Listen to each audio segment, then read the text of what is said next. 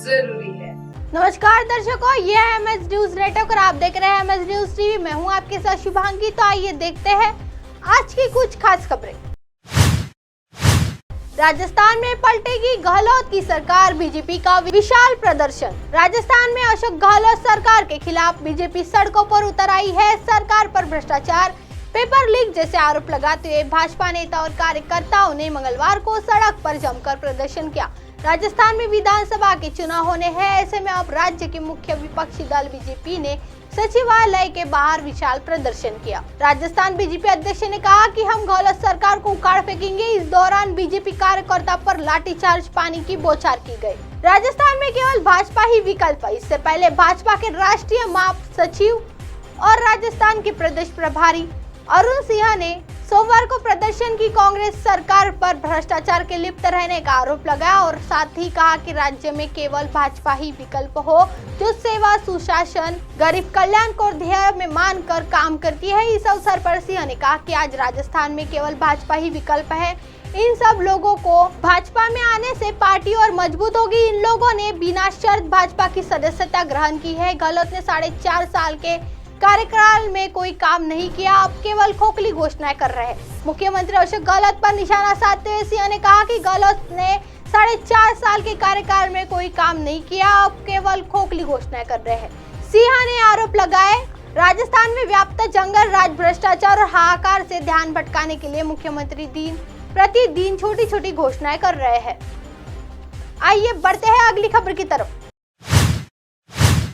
गृह मंत्री शाह ने आपदा प्रबंधन के लिए 8,000 करोड़ की 3 बड़ी योजनाएं की घोषणा की। केंद्रीय गृह मंत्री अमित शाह ने मंगलवार को 8,000 करोड़ रुपए से अधिक 3 बड़ी योजनाएं की घोषणा की, जिनके तहत सभी योजनाएं में अब अग्निशमन सेवाओं का आधुनिकीकरण, 7 बड़े शहरों में बाढ़ की आशंकाओं को कम करने और 17 राज्यों में भूस्खलन रोकने का काम किया जाएगा।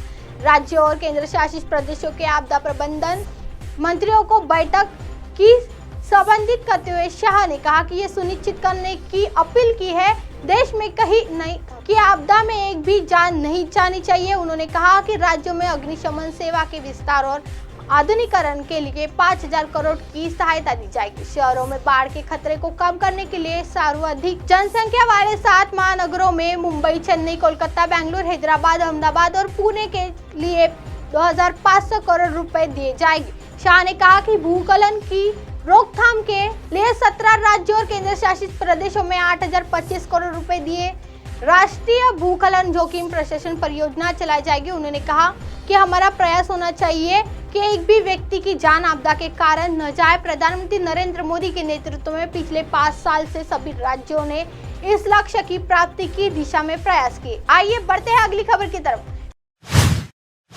फिर से लागू होगी पुरानी पेंशन योजना, कर्नाटक के सीएम सिद्धारमैया ने दिए संकेत। कर्नाटक में फिर पुरानी पेंशन योजना लागू हो सकती है। कर्नाटक के मुख्यमंत्री सिद्धारमैया ने मंगलवार को संकेत दिया कि वह राज्य कर्मियों के लिए पुरानी पेंशन योजना बहाल करने को लेकर मंत्रिमंडल की बैठक में चर्चा करेंगे। उन्होंने कहा कि इसके अलावा फैसले की घोषणा बजट में करेंगे। मुख्यमंत्री कार्यालय ने एक बयान में बताया कि सीएम सिद्धारमैया ने नई पेंशन योजना की कर्मचारी संघ के पदाधिकारियों प्रतिनिधिमंडल से संवाद किया, जो एनसीपी को रद्द करने की मांग को लेकर उनसे मिलकर आए थे। पूर्व एमएलसी वीएस उरगप्पा ने कही ये बात। इस मौके पर पूर्व विधान पार्षद वीएस उरगप्पा ने कहा कि प्रदेश में करीब 2.98 लाख कर्मी एनसीपी के तहत आते हैं, वही उनकी पेंशन राशि नेशनल सिक्योरिटीज डिपॉजिटरी लिमिटेड में जमा होती है।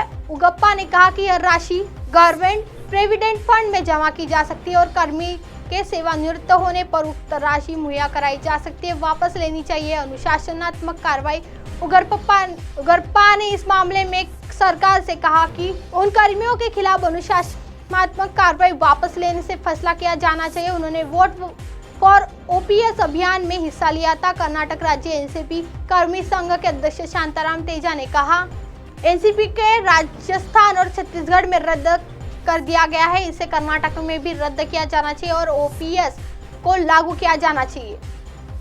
अब आप हमारे चैनल को आपके मोबाइल पर भी देख सकते हैं। मोबाइल ऐप पर देखने के लिए play store MS news T आज डाउनलोड करें। इंस्टा, ट्विटर, हाईकुक, फेसबुक और कई सोशल मीडिया के प्लेटफॉर्म पर हमारे चैनल उपलब्ध है। आप इसे यूट्यूब पर भी देख सकते हैं। आप हमारे चैनल को लाइव भी देख सकते हैं www.msnews3.com पर। फिलहाल वक्त चला दर्शकों ब्रेक का। ब्रेक से लौटने के बाद देखिएगा देश और दुनिया की तमाम खबरें। बनी रही MS News 3 पर। नमस्कार।